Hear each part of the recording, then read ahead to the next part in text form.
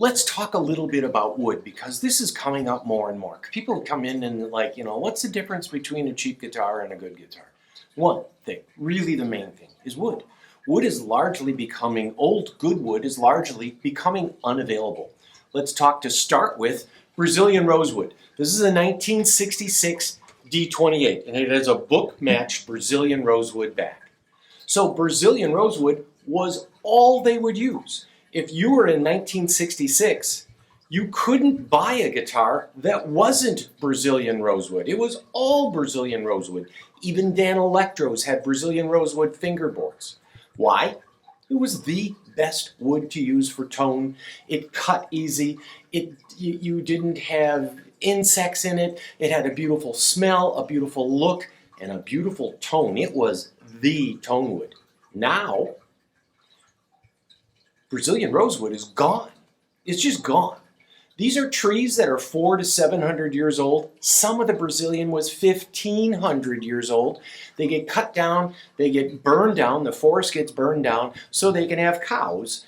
And it's just more productive for somebody that owns the land to raise cattle or raise palm oil or any of these other reasons. I won't go too deep into it, but Brazilian rosewood is a great example of something that we used to take for granted.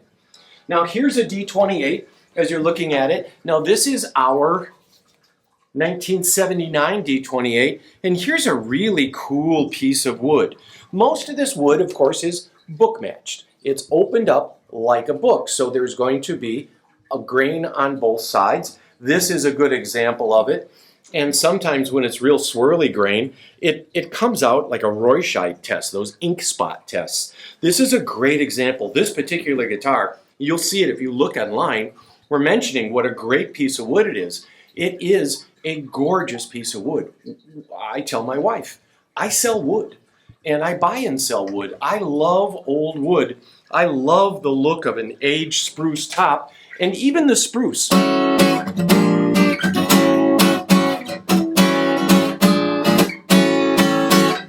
Even the spruce, which is a very simple grained, it doesn't get very fancy, is so beautiful. And even the spruce trees, which you think you see a million of, it's hard to find good spruce trees. It's also hard to age them.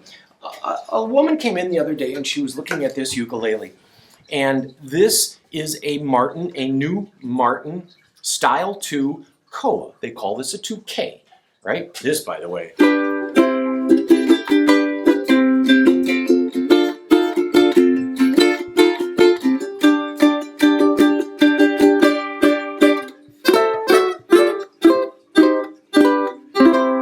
Is a beautiful instrument, in part because of the wood. And there's these kind of green colored streaks in here. Now, koa only grows in the Hawaiian island chain. So finding koa trees, they don't like to cut them down. This woman that came to visit us looking at ukuleles said she was just in Hawaii. She drove around on a tour bus and they kept talking about the trees and how they carried a lot of birds. And the tour driver is saying, the koa only grows on the Hawaiian island chain, right? There's a lot of islands, but they don't like to cut them down. It's not so much they're endangered, it's that they serve a purpose. And to exaggerate that position, if you cut all the koa trees down, you would have a desert island. So they want to be judicious, and mostly koa trees that are fallen by windfall and timber is what you can use. And the Hawaiians really, they don't want to start cutting down, and they got birds they protect. They offer all kinds of things for the soil, for humans, for sun, for birds and animals, and it's treated with reverency, especially when you live on a little island. That's all you got. Whatever's there is what you got. You're going to grow it, right? So this is a beautiful piece of koa on this particular guitar, or this ukulele, and it has these really beautiful green streaks. There is also this koa, which we were looking at, and this has got flame in it. And if you look at the flame, it is gorgeous. Now, there is koa trees that grow on the windward side and the leeward side, and the windward side tends to twist. That's where those grains come from. In the old days, they used to call it crotchwood because it was in the crotch of two branches that kind of twisted. And this flame would come out. It's said that 1 in 1,000 logs actually has that type of thing. And a log of good koa can be $30,000 or $40,000. You want to know why prices are up or why this kamaka is $33.95?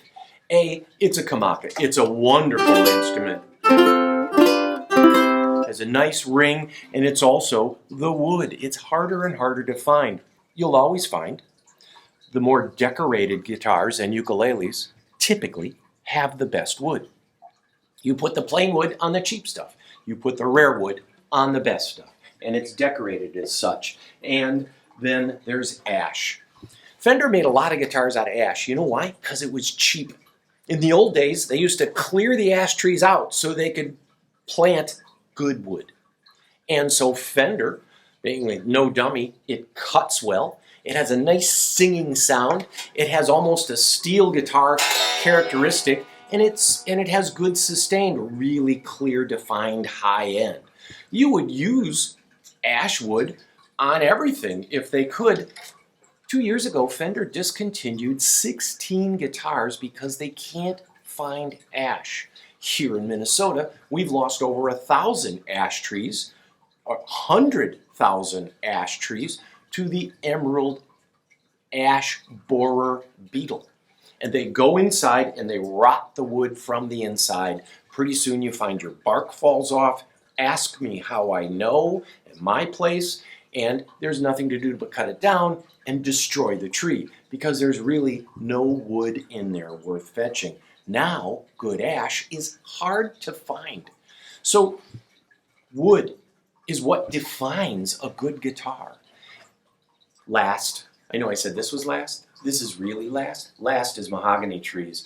Honduran mahogany is now grown in the Philippine Islands. And there is farms that grow it.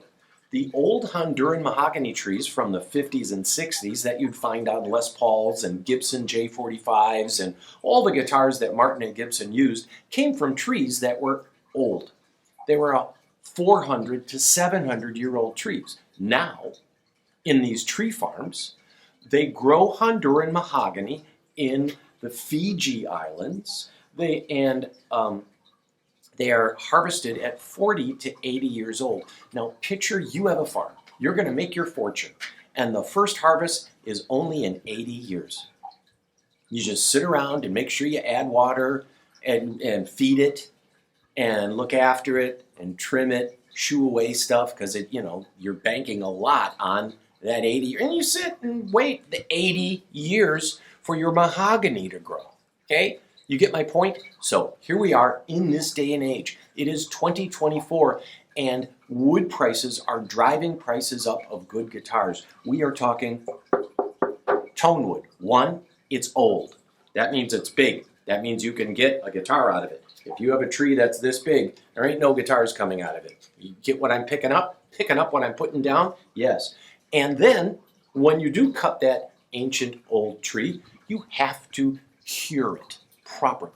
And that means leaving it out in the air for a few years, preferably 10 or 20 in the old days, and then you'd put it into a kiln and you'd dry it so it had a 5% moisture content, and then we go make it into a guitar. So all Willie's history, in the last 35 years, we have been infatuated with wood. It's what we do. It's what makes a good guitar, a beautiful guitar, and a great toneful guitar. And you are going to see wood prices continue to climb.